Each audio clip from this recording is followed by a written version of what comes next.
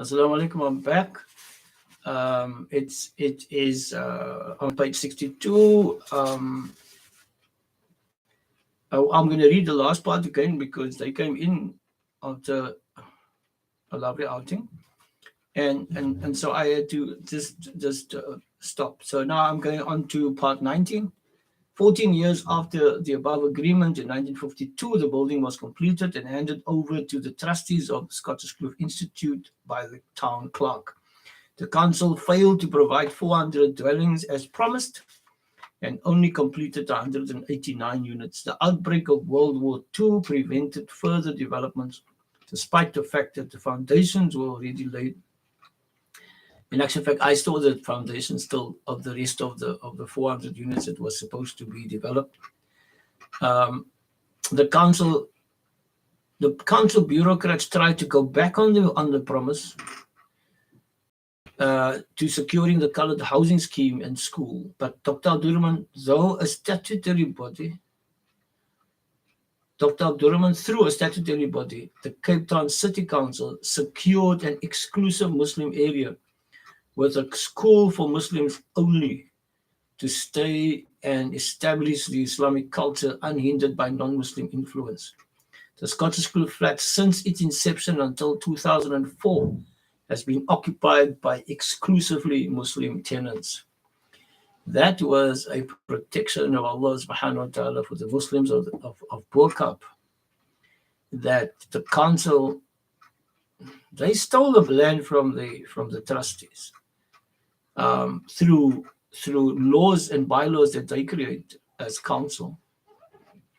But Dr. Abdurrahman, alhamdulillah, managed to fight it, as they say, the coup, and he managed to, because it was a Muslim property, he got the council to agree and to admit to actually agree that the tenants of Scottish Kloof Flats can only be Muslims. And later on, the whole area of Burkab was declared a Malay quarter, a Muslim area. And that was another protection that the Muslims had to develop themselves and their culture and their religion, alhamdulillah, in a protective area. We'll get to that point again. In a letter to the town clerk dated 11th of June 1936, Dr. Abdurrahman did refer to a wish that the Scottish Kloof School develop into an industrial school, but no other details are available as to the exact nature of the school. What was clear from the size of the land that was purchased is that Abdurrahman had bigger plans for the Scottish Kloof School and the area than what he had for Rahmania. Both schools were directly related to him, his name and his wife being a Scottish woman. Okay. His influence is well captured in his influence is well captured in him being known as the city father. The involvement of Mr. Halim, the president of the Indian Relief Fund, indicates that the Scottish Kloof project seemed to have intended an orphanage. The Abdurrahman Halim alliance intended not to give a hungry man a fish, but to teach him fishing, that he might regain his dignity and worth. The doctor's work expressed a vision he had for the Muslims of the Cape, which would give credit to their rich knowledge of Islam and their exquisite craftsmanship. This is a very important point. Exquisite craftsmanship. They had their own particular way of teaching each other. They didn't link up with the educational institutions. The institutions didn't want them as Muslims, but they said, okay, fine, we don't want your schools. We will train our own people. We'll educate our own people. And alhamdulillah, they mastered the craftsmanship up till today. It's 2022. They still are the masters of the craftsmen. None of the buildings and and the companies can do without Muslim craftsmanship. They are dying now, and we're more academics now, working with paper instead of tools. But generally, people still learn from them, and people still ask them to do work. And with no certificates, some of them are no certificates still. So Abdurrahman Alim Alliance intended not to give, okay, let's go. His experience, rich Islamic knowledge, and exquisite craftsmanship. His experience and vision made him more than a medical doctor, but a social reformer and an agent of modernization for the disenfranchised people who had the potential but were discriminated against by governors of the Cape at the time to hamper their progress. Very important point. It is to hamper the progress of the people, of the masses, in order for the elite to still have control. Dr. Counselor, social modern agent, and father of the Cape people, motivated many Cape Muslims to take steps to improve their condition. The Worcester Muslim School. We're now on page 63. The people of Worcester acquired a masjid on the 15th of July, 1881. They braced themselves to adhere to the tenets of Islam and also to establish schools where the children of the community may be taught. All the essentials of the faith, taught all the essentials of the faith of Islam in a proper and correct way. The deed of transfer number 7936, 8th of August, 1928. So this actually comes from, it's a quoted feature of the deeds. This town was isolated from the central Cape Town by distance. Worcester had Paul to mold on. They already had their own Muslim mission school. Some able Muslim students qualified as teachers in Songa Training College, but they had to go to Paul for posts. Okay, on the 19th of May, 1928, 25 Muslim businessmen and artisans met in a traditional Arabic school room attached to it as a class to discuss the establishment of a Muslim mission school. Imam Abdul Karim was elected as chairman, Mr. A.D. Krotz as secretary, and attorney P.A. Malan as advisor. In seeking state aid, white official attendance was crucial. See how they make these bylaws.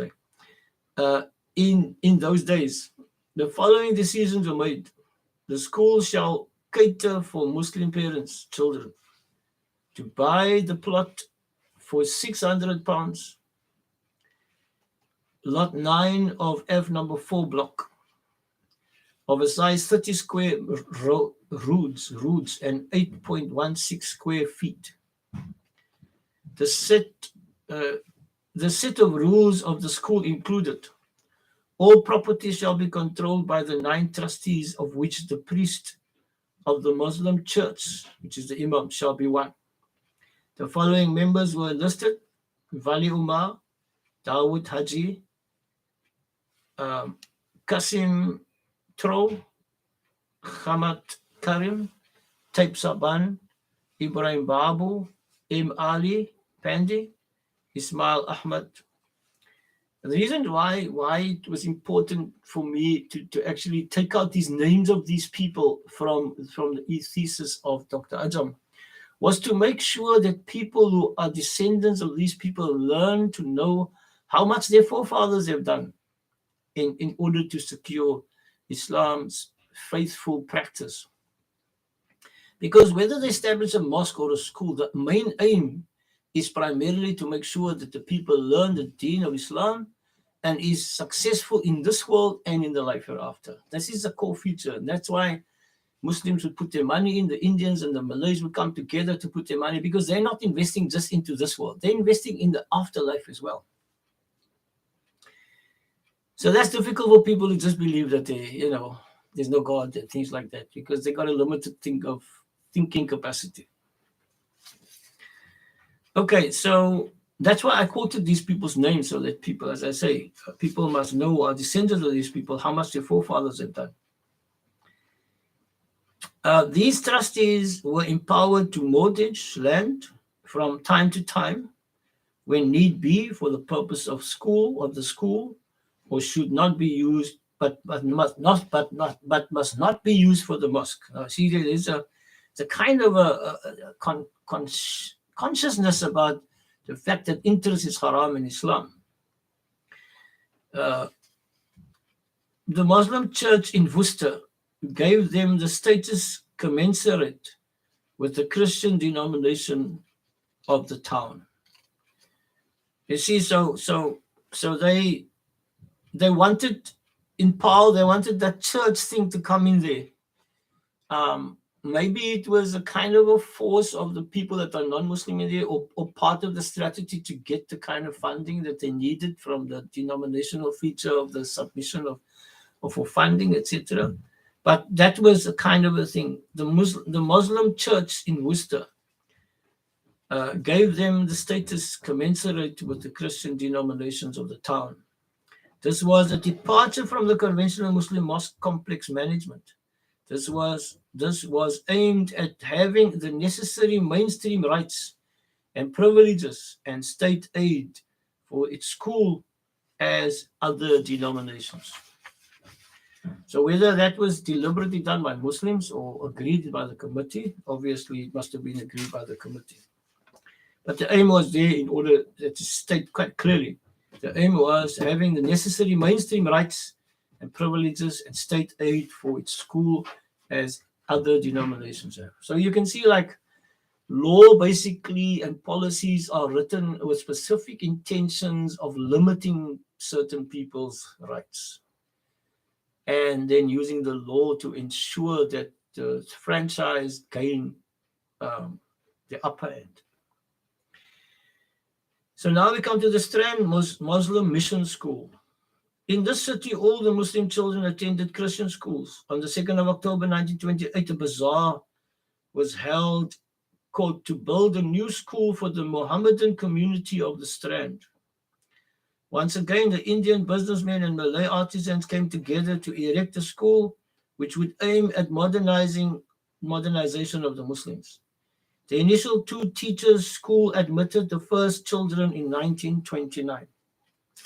The establishment of Muslim primary schools showed an increased self-sufficiency of Muslims, improving their own schooling and the connected job opportunities.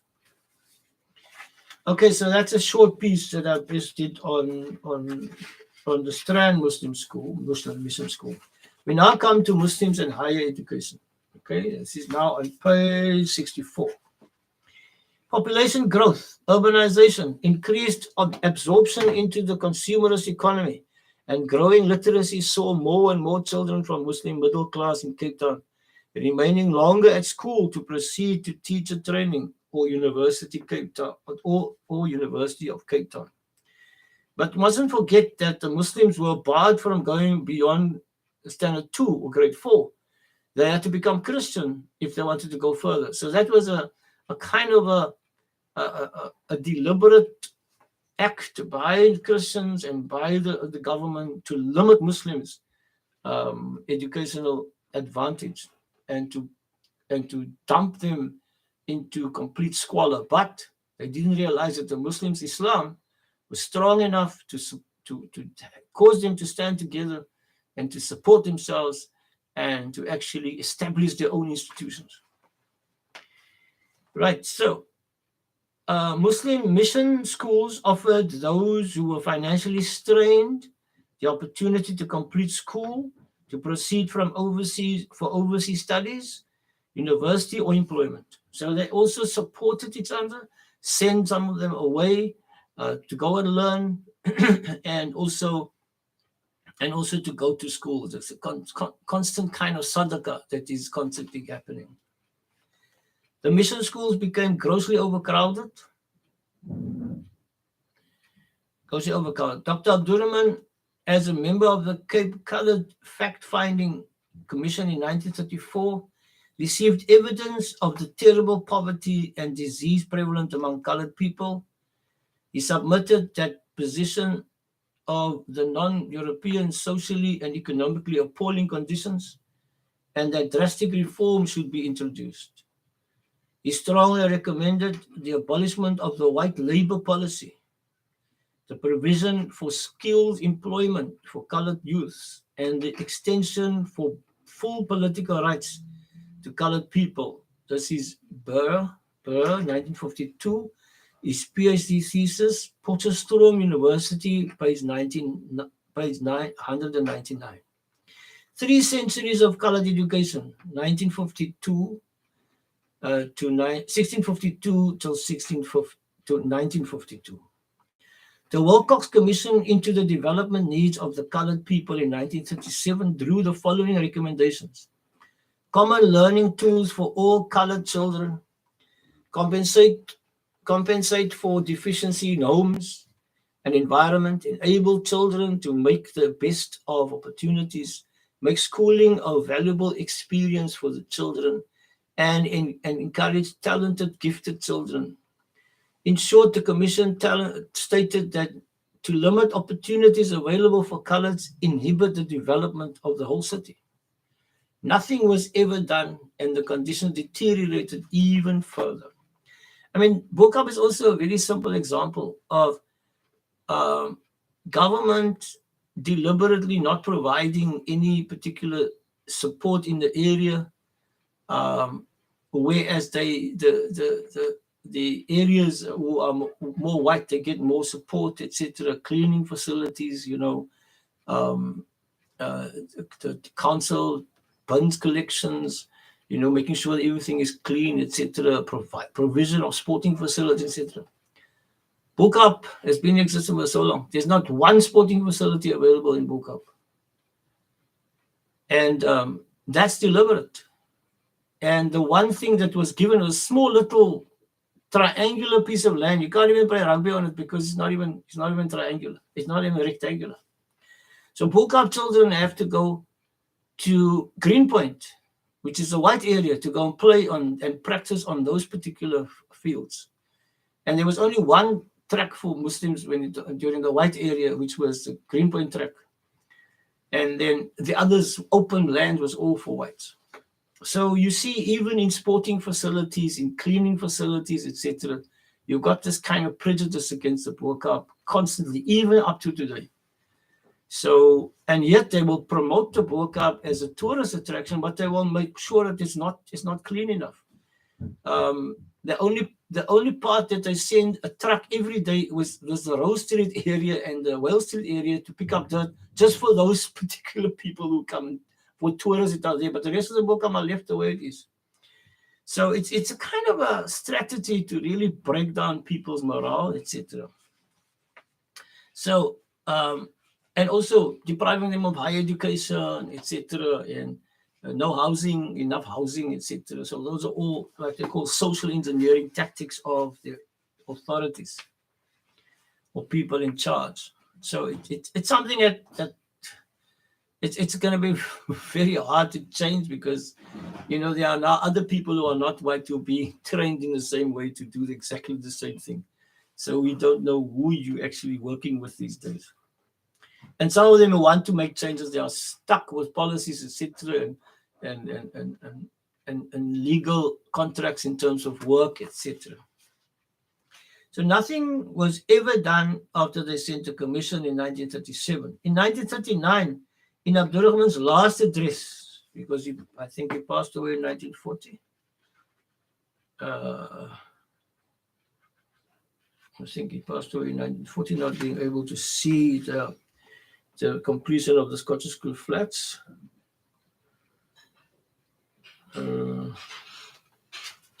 Yes, let's see. Oh, it's time for Asr, so I'll have to stop now again. It's time to. So I'll go on to Muslim Higher Education, page 64. In the next part would be part number 20. Thank you very much, people. Assalamu alaikum.